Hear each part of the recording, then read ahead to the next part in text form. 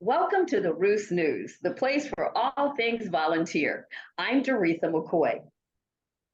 Volunteers, staff, today we have a program that I'm sure you want to know about. It's a Make a Wish of a Lifetime program. Some of you may have heard about the program, others may have not. Before we get started, we are sharing this information. Let me introduce you to Jared Bloomfield with Wish of a Lifetime. Jared, welcome to AARP Roost News. Thank you so much for having me. We're so excited to be here and chat a little bit about not only what we do, but how volunteers can get engaged in helping us spread the word about some of the amazing stories that we've unearthed from our older adults. Great. So what do you do at AARP? Yeah, so Wish of a Lifetime is a nonprofit organization based in Denver, Colorado. So we were founded in 2008, became a charitable affiliate with AARP in 2020. So over the last 15 years, Wish of a Lifetime has been granting wishes to older adults all throughout the United States. The wishes can be as simple as honoring an older adult by empowering them to go to their first baseball game, to as complicated and complex as sending a World War II veteran back to Normandy who stormed the beaches, or a Holocaust survivor to Israel. One of my favorite wishes is we reconnected three sisters who were in their low hundreds who hadn't seen each other for 30 years. So it runs the gamut, but we empower our volunteers, our connections all over the United States to help us grant wishes. And we're really proud this year that we're going to be celebrating our 2,500th wish granted. Awesome. That is wonderful. So how long have you been with the organization? Yeah, I've been at Wish of a Lifetime since 2015. I actually started as an intern, which I'm incredibly lucky to have joined the organization when I did, and grew through a special projects role. So we've always been trying to figure out how can we find more people to grant wishes for. And then upon affiliation in 2020, I was lucky enough to lead up our field department. And so this is a new department, 2.5 years young, thanks to AARP, that's allowing us to be on podcasts like these, spread the word about Wish of a Lifetime, and try to find additional wishes that we can grant throughout the country. Oh, that is great. So what exactly is Wish of a Lifetime? I believe you have something that you wanted to share. Yeah, I would love to. Thank you so much. So I want to get into, when I talk about Wish of a Lifetime, there's kind of the what, but before we talk about the what it is, I always like to talk about the why. So I'm going to share my screen here and really looking forward to sharing this video with you all.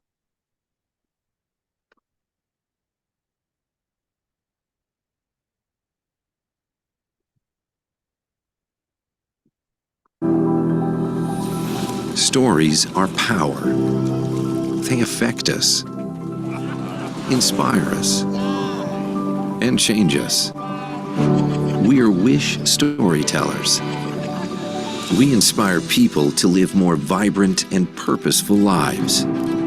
We grant wishes that celebrate older adults for their wisdom, contributions, and sacrifices. If you believe in something and you stay at it, you'll finally get the recognition you deserve. It's important for people to feel empowered to tell their stories because it's a form of immortality. We reconnect people with their passions, their dreams, and the people they love. Seeing him interact with the horses was a dream come true. Take off. It's not just a pipe dream anymore. It's electric. When we grant a wish, it has an extraordinary effect on that person and their community, and it helps them dream bigger than ever before. Hello, I'm not Johnny Cash. Wish of a Lifetime made his wish come true. We are Wish of a Lifetime from AARP, and we're changing what's possible as we age, one inspirational wish at a time. So I know before I came on this podcast, before it started, oh, sorry. So now everybody knows this is completely live. Sorry Yes. about that. So before I came on this podcast, we talked about videos, and I encourage any of your listeners to go on YouTube, look up Wish of a Lifetime. We have a myriad of unbelievable videos that really get to the core of what we're doing, and what that video showed is we're wish granters and we're really storytellers. So that's where Wish of a Lifetime is different than other organizations like Make-A-Wish. Of course, we do grant wishes to people 65 plus. But it isn't about doing one last thing for an older adult. It's about telling their stories. It isn't about sending a Tuskegee Airman to Washington, D.C. for the first time. It's unearthing his story of sacrifice and perseverance and resiliency. And so through our 2,500 wishes, we're able to not only tell those stories, but also change the way people view aging. And that's what we always tell our wish recipients is we're incredibly lucky to be supported by AARP and other groups to help us tell those amazing stories. But we need these stories in order to further our mission and vision. And through every single wish that we grant, we have another amazing asset that we're able to share on podcasts like these or with community members at large. That is awesome. You had mentioned that you started with the program in 2015. Yeah. And then the program has been in place for how long? Could you mention that again? How long has it been in place again? Yeah, 25 15 years. 15 years. So 2008, and we'll be celebrating our 2,500th wish. In our first year, we granted about 8 wishes. It was, knocking on doors, trying to buy older adults gifts, basically. And now here we are 15 years later, and we're a well-run 25-person organization granting about 250 wishes a year. So now, how are wishes granted? What's the process? A great question. So as I mentioned, I've been here for a while and actually started on the wish granting team. So now I work more on how do we get volunteers to come in and help us to source wishes, we call them, discover wishes in the community. But what we'll do, let's just play out the string here. So we're having this conversation. Hopefully one or many of your listeners are inspired to submit a wish for an older adult in their life by visiting www.wishofalifetime.org/application, or learn more about how to volunteer with us at volunteer@wishofalifetime.org. They'd submit a wish, and then we have a wish granting team who goes through every single wish application and vets it based on its merit. We're typically looking for older adults who have given a lot back, who are maybe going through a tough time right now and couldn't do their wish without our support. And I call that the Hawaii effect. Everybody would probably love to go to Maui, but we want to make sure we're granting wishes that have deep, impactful meaning to the specific older adult. With that being said, we go through the process. We vet a wish. Most wishes that do meet our baseline qualifications are granted. This is not Publishers Clearinghouse. It's our goal that we grant as many wishes as do meet our criteria. But once a wish is approved, then we go forward and grant it. And that means planning the entire experience, making purchases. Every wish is completely covered by Wish of a Lifetime, not only for the older adult, but for the companion as well. And typically from when a wish gets approved to when a wish actually happens, it can be anywhere between a day and a year. Typically it's about 2 months, but we've had older adults that want to see family that's at end of life, and we've been able to turn those wishes around in 2 days. Sometimes older adults want to go to Israel, and they want to go to Israel at a certain time of the year. That takes a little bit longer. But usually, if somebody applies today for a wish, we're typically able to grant that life-changing experience by early fall. So a few months after the wish is submitted. That is awesome. So what do you think is the best part of this program? Yeah, the best part of Wish of a Lifetime for me is the stories that we're able to tell and the long-term connection that we have. So A wish is much more than a fleeting moment, not just for our wish recipients, but also the volunteers. We have older adults who, after they pass away, they put information about Wish of a Lifetime in their obituary. We call our older adults typically once a year. We do a birthday call, and we have older adults who invite us to their birthday parties. And we have children of older adults that become volunteers, even donors, because this experience meant so much to them. So seeing the longevity, seeing the relationship we have, not only with the wish recipients, but also the community we work with, it's pretty cool. And it really doesn't get old. Sounds so exciting. It's so heartwarming and so gratifying. Yeah. You've done, you said 2,500 wishes. Yeah. Can you give me an example of a couple of wishes that you've granted? Absolutely. Yeah. So this is such a fun question because wishes are so personal that typically our staff goes back to wishes that they worked on and that they granted specifically. But one of my favorite wishes was a wish for an older adult who was 99 years old, and her wish was to go on a hot air balloon ride. This is actually the first wish we granted as part of AARP post-COVID. We were on a wish granting hiatus for a while. And this is a 99-year-old wish recipient who was a Holocaust survivor who viewed her life of being a refugee for most of her life and being in danger for most of her life and going through a lot of trauma and personal sacrifice. She viewed it as adventure more than anything. And so what she wanted at 99 years old was to ride on a hot air balloon to complete her life of adventure. She felt like at 99 years old, that was the only thing that she hadn't done yet. And so we were able to send Inky on a hot air balloon at 99 years old, which was so wonderful and impactful. One of the other great examples that I give just to talk about range is we also granted a wish for an older adult woman whose wish of a lifetime was to go to the Olive Garden. That's what she wanted to do. She didn't have the transportation to get to the Olive Garden.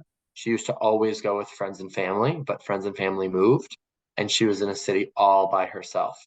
And so even though that was $200 and very easy to plan, that meant the world to this older adult that we were able to grant this wish.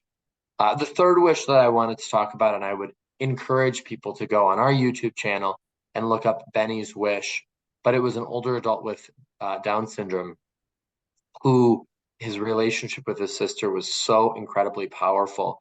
And their wish of a lifetime was just to go on a vacation, which they hadn't gone on since their parents had passed away many years ago. And we were able to set up a beautiful day for them on the beach. Benny rode a horse, which he had always wanted to do. And not only did it honor Benny, but it also honored the relationship he has with his family, which we do so often. So 2,500 wishes. I'd be honest, please, please, please go on our website, www.wishofalifetime.org. All of the wishes are on there. They're on our Facebook page, Instagram, other social media channels. It depends on the day. If you asked me tomorrow, I'd give you 3 other examples, but there's so many fantastic wishes. And the beauty is they're all very personal. They're not, we have some amazing wishes. We've had people meet the president before. We've had people travel very extravagantly to other countries. We had 2 older adults that met their cousins for the first time in Belarus, which was really amazing. But the beauty of these wishes are the personability of the stories, and that's why they vary so much. And that's why our work is so important to try to coax those stories out. That is so wonderful. So you had mentioned earlier that there are volunteers that also assist here. Since we are talking to volunteers here at the Roost News, how would I volunteer if I wanted to be helpful with this?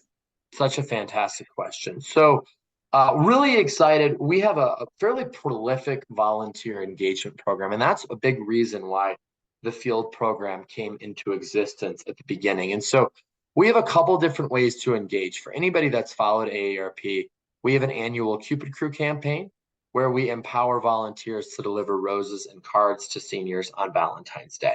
That happens in February. We engage about 40,000 volunteers for that episodic occasion. Throughout the year, though, we ask those volunteers to help us not only find wishes, so in their community, volunteers can nominate themselves or others for a wish of a lifetime. So they can nominate those wishes in their community, go directly to me at volunteer@wishofalifetime.org, or visit us at www.wishofalifetime.org/application.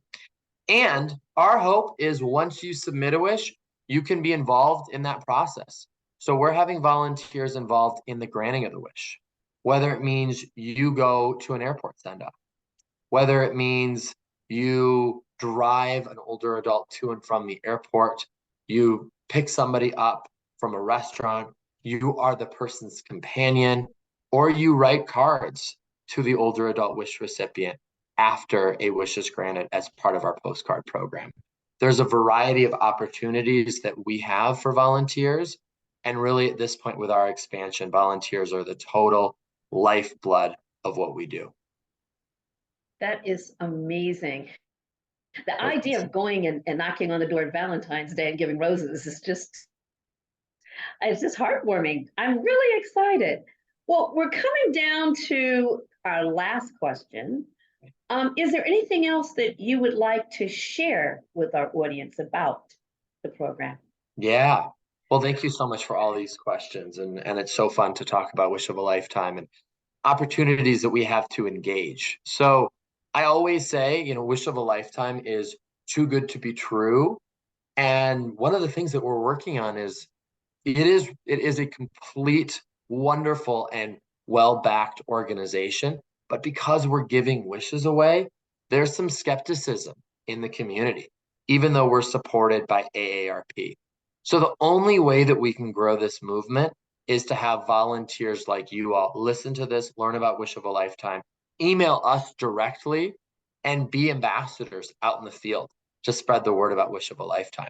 Right now, we have more ability to grant wishes than we have wishes themselves. And so we want more wishes. And the way that we want to do that is through coming on podcasts like these. But I just want all the volunteers to know that we know how important our volunteers are, and we have staff that are committed full-time, 40 hours a week, to supporting our volunteers. So if you want more information, if you want to learn more, if you want to just get linked to a different video, please email us at volunteer@wishofalifetime.org. That will get you to Cupid Crew. That will get you directly to me if you have any questions. And we're so excited. Thanks to AARP, we have a whole lot of growth ahead of us. And the only way we get there is if our volunteers throughout the country spread the word about this amazing organization. So this is such a great next step. And we're so excited to see where this podcast goes. Jared, it has been wonderful